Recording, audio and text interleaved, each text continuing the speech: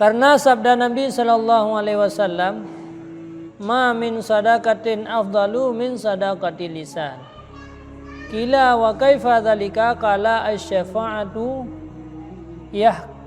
yahiqna bihaddama wa tajurru bihal manfa'ah ila akhara wa yadfa' bihal makruha an akhar.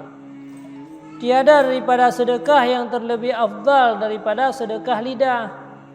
Nah sedekah ti lidahnya, sedekah nam ceng harta, ngelidah bina sedekah. Maka dikata orang, dan betapa yang demikian itu tah yang je kesedekah ya Rasulullah. Sabdanya yaitu meminta syafa'an, dan dengan dia terpelihara daripada ditumpahkan darah, dan menarik dengan dia manfaat kepada orang lain, dan tertolak dengan dia segala kejahatan daripada orang lain. Yang lebih good yang tamu lakiannya baik ke atas umum. Nah orang ka pakai yang gara-gara bayar hutang dengan mendawali yang jelung bayar hutang. Nah kemudian tak laki hutangnya nah itu nah orang kaya baca nabi hutang baca long bayar kurang jihi yang kain pakai. Yang nyan lagi anak. Yang padahal ke hana payah dia peng ni hanya dengan pakai lisan, tapi yang sedekah yang paling afdal nabi Nabi. Tanya dah pegang daya, tanya dah pegang masjid, tanya dah pegang munasah, tak pegang. Nyo ka perlepeng macun, pegang masjid, pegang munasah, pegang daya. Yang sedekah yang lebih afdal, hana payah juk peng daya.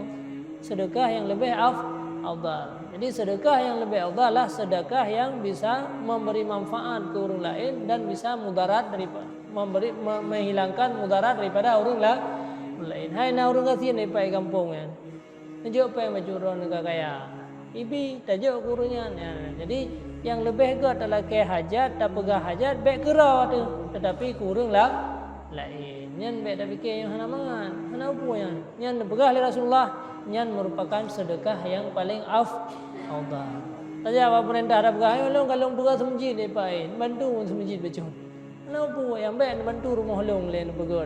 Belah honda kalau apa, yang hina. Jadi miata melake ba urang ba manusia ke draw adanya hina. Tapi miata melakenya untuk ke urang lain, ke atau umum, ke atau untuk kebaikan, nyan adalah sedekah lisan gitu. Maka berkali Nabi nyan ke sedekah yang paling afdal. Ini mengeh-mengeh yang nak tunggu gagam melake di kedai kantu. Tapi yang lake kero ke salah. Ataupun juk kedai baju, juk kero baju nyan salah. Posisi yang betul ke orang lain yang gak tam laki. Ibi yang nam salah, pim yang keronya yang hana